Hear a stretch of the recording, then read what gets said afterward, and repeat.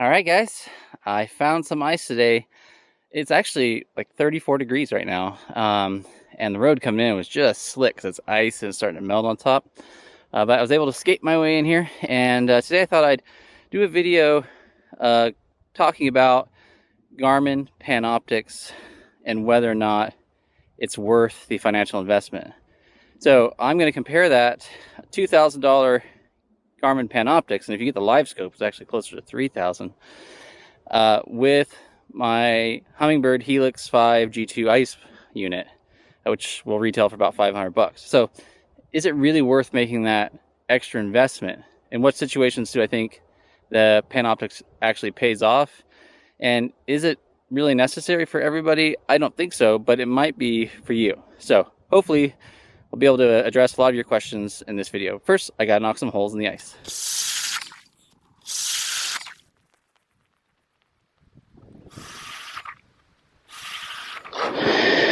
Okay, so now you can see my jig going down.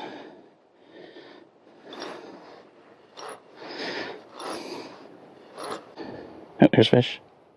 Got him. Nice. So I'll let fish come up. Oh, I lost him. Dang it. That's a bummer. Felt good though. It's good to know. Oh, there's a fish right there. See if I can get his attention. Oh, he's swimming away. Swimming away. There he goes. Got it. Oh, he slammed that.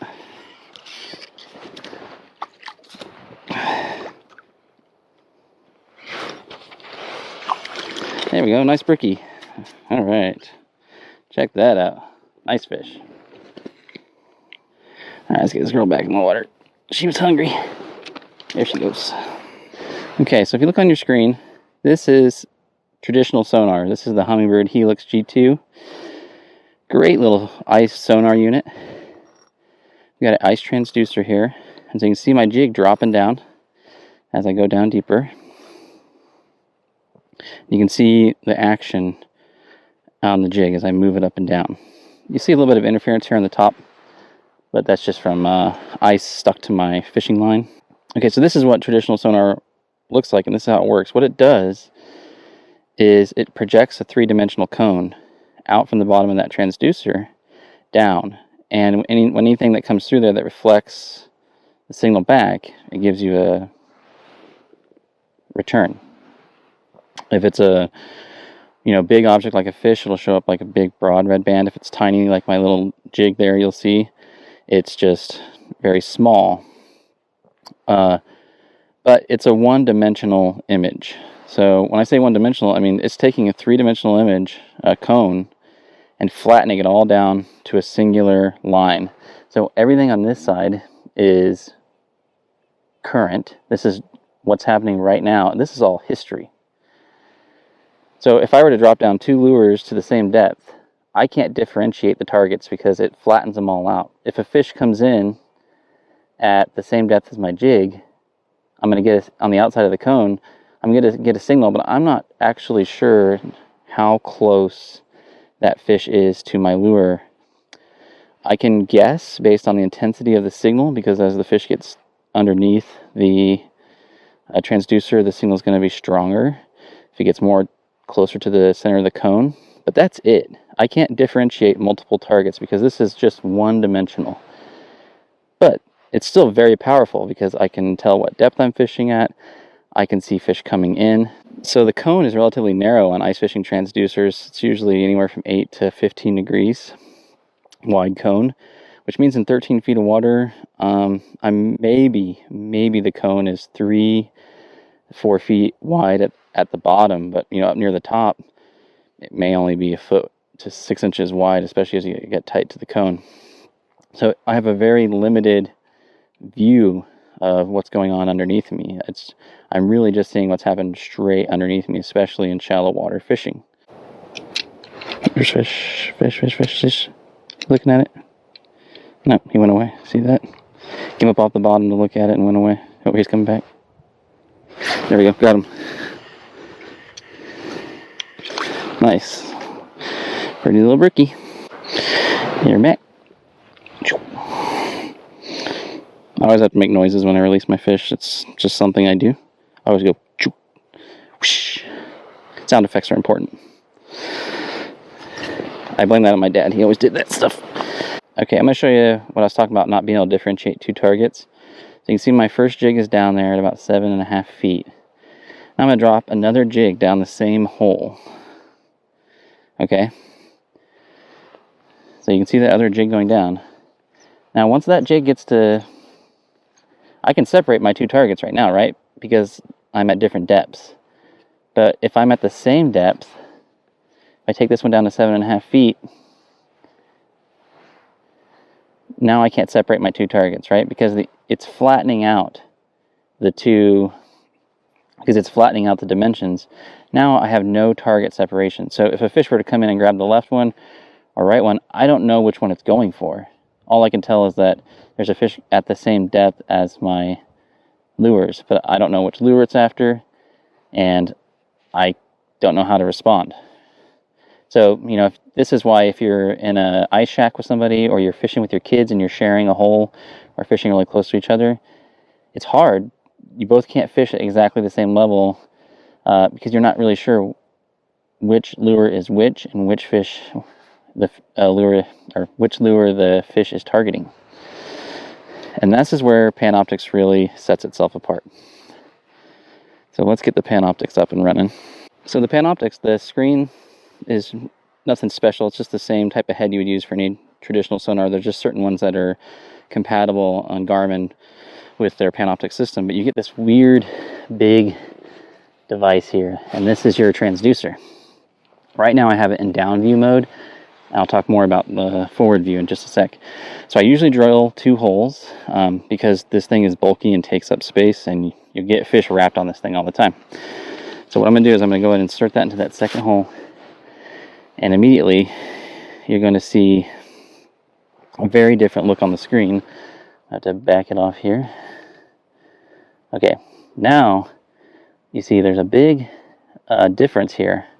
There's not like a running screen like on a traditional sonar. And that's because you're actually seeing a very different projection. So this projects an oblong disc or oval shaped. On the transducer, it's not really more of a cone, it's more of an oval. And it's long and skinny. And I can actually see in 2 different directions, almost 8 feet out on each side of me. And then I can see these are actually weeds or something on the bottom. So now when I drop this down, I might have to turn it so that it's in the right direction to pick up my jig. Now you can see my jig going down right down the middle there. It's a little weak. So I can turn the head and look in different directions as that spins around. And there is my lure here on the left. See it go up and down? So I actually want to orient it so it's sensible to me. So there, now it's on the right. So now you can see my jig go up and down, but now I can see fish coming in from either side of me up to 8 feet away. So I have real-time target separation. This is all current information. Remember on the old sonar, only this over here is current. This is all current. So let's see if we can get a fish here on the screen. And you'll see there's a little trail left behind when I move my jig up and down. You can put movement trails on there, so when a fish comes in, you'll see it leaves a trail as well. I can turn up the gain on this too. So if I go to gain, I can crank that up. There we go. Let's make it a little easier for you guys to interpret. If you get too much gain, you get too much noise. Alright, I had to move because I'm just not marking anything. So see if we can find something shallow here. You can see my jig there on the left side of the screen, just off left center. I can rotate this to maybe make it look a little bit stronger. There we go. That looks good.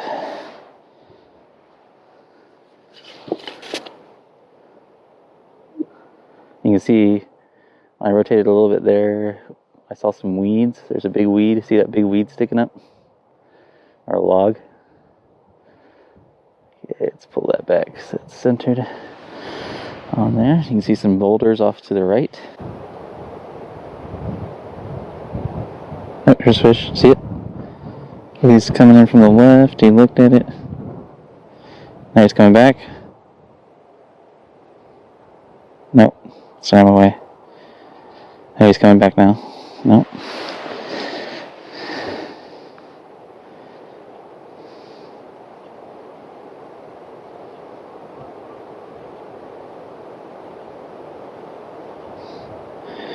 Didn't get him. Sniffed it a couple times. Oh, here's fish right there. He's chasing it.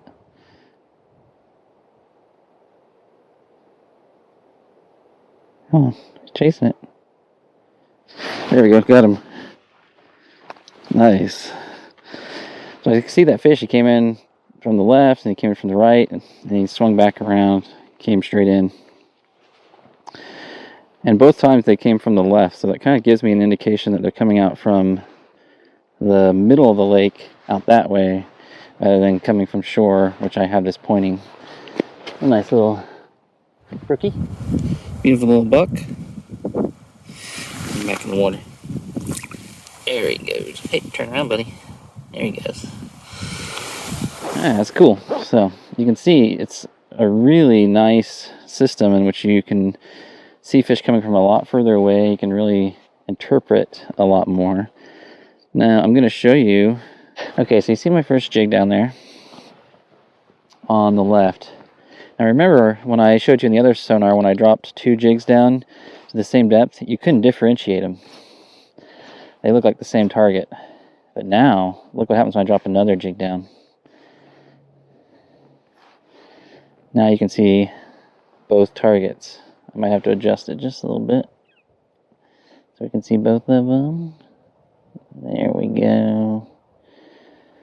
Okay, so turn up the gain a little bit so I can get both of them. I got worm hands. There we go. So there you go. You can see that jig on, I'm jigging the jig on the left, jig on the right. So this is really nice now because let's say you're teaching somebody to fish. You can fish right next to them and they can fish in another hole right next to you. And you can see both of your jigs and you can instruct them on, as the fish comes in, how to respond, when to set the hook. You know, you can tell them to go drop deeper and connect with a fish. So this really gives you a lot of power. Or if you just want to run a dead stick rod, and remember these are at the same depth. If they're at the same depth, then I wouldn't be able to differentiate them on normal traditional sonar. But here I can see both targets moving, jigging, and I can see which ones the fish are actually going to come into. So I'm just going to leave this one here as a dead stick right in the middle. We'll see if we can get a fish to come in. We'll see if he goes for the dead stick or if he goes for the jigged. So if you're a person who's fishes with people who are new, or you're fishing with kids, or you're fishing in ice shelters and you're fishing side by side a lot, and you don't want to have 2 competing fish finder units which might interrupt each other's signals, this is a really good option because now you can see both targets on there and you can differentiate them. So it's a real advantage for those that are in those situations. Alright, I moved a little bit since I wasn't seeing anything. I'm going to drop my first dead stick rod down. It's going right down underneath the transducer on the Panoptix. So it's going to be in the middle of the screen because of that.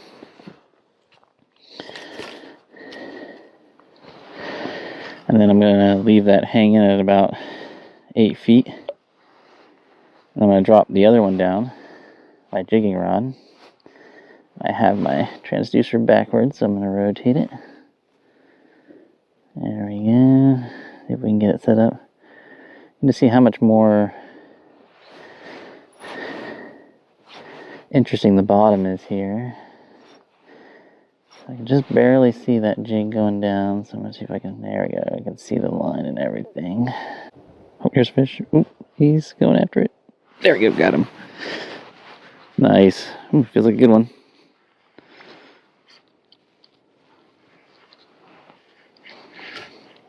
It's a big brook rookie. Come here. And this is the trouble with this big transducer, is it wraps up on everything. Ooh, there we go. That is a very, very nice brick trout. That is one of the disadvantages of Panoptix, that big transducer can get in the way sometimes. There you go. It's a nice looking brookie. A little snaky looking, but still healthy looking. Okay, so right now I have that down view. That's all I've been showing you. And there's another really powerful tool that I use with my Panoptix, and that is forward view. Now, forward view is an amazing piece of technology in terms of scouting. So if you're a person who likes to fish a lot of unfamiliar lakes, or you're a person who chases, say, schools of panfish like yellow perch, which here in Washington State, they hang out in big basins in the wintertime. They're 30, 40 feet deep. And if you're not on top of those schools, you're not going to catch anything, or you're going to have a much slower day. But if you get on top of those schools, oftentimes they'll just stay in that spot. You can just pull them up all day through one hole. And I found that this forward view is really amazing for helping me locate schools of fish without having to drill 100 holes. I can literally just drill one hole and scout for up to 100 feet around me. And I'll show you how this works. So you take it out, and then you rotate the transducer, and you'll hear it beep as it transitions into a new mode. Then you put it back down in the hole, and now I'm actually scouting out away from me, and I can see where the transducer is pointing. So it's kind of pointing out this way. You can see I'm pointing towards the bank, and you can see the bottom go up to the bank 70 feet away. It's 5 feet deep. So I can scout the bottom contours, and then I can spin this around, and then I can just rotate the head of this transducer, this Panoptix, and I can see that basically straight forward of me, there's a log that sticks up off the bottom from like 15 feet up to 5 feet. So there's some structure there. And I can see the lake's kind of just a gentle slope. I'm kind of out in the middle of the deeper part of the basin, and it goes up all around me. And I can look all the way to my right where I was just fishing. It's pretty flat. It stays about, between 10 and 15 feet deep all the way out here. There's a log. There's something sticking up from the bottom. Here I can see, looking back this way, there's a lot of structure back behind me. So this works really good for panfish that are in big schools, because you'll mark a big school. For trout, they're solitary and swim around really fast. It's harder to catch up with them on this, because you're looking at a very narrow area of the lake out far away from you. I'll keep looking here for a little bit, see if we can spot a fish. Oop, that might be one right there. See if it's moving. Yeah, that might be a fish right there. I can turn up the gain. Let me go to the gain. We'll crank it up and see if we can spot something. Doesn't appear to be moving. Probably not a fish. Let's say I want to fish a structure or something. I can scan around, look for a tree stump or something.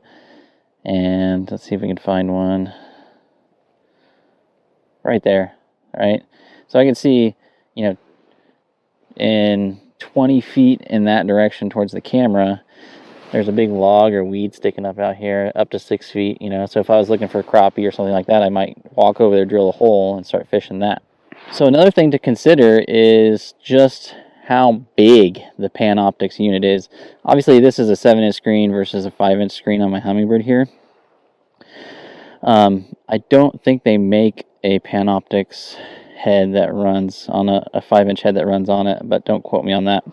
This is a 7-inch touchscreen Echo.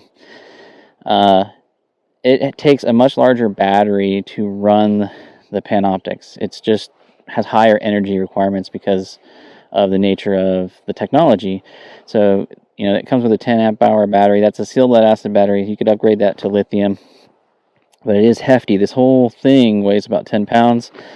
You have a traditional sonar that comes with it, and you can switch to that by just going to sonar and running it. Obviously it's not working because it's above the ice, but you can run that. It has flash resetting as well, and you can go back to your Panoptix.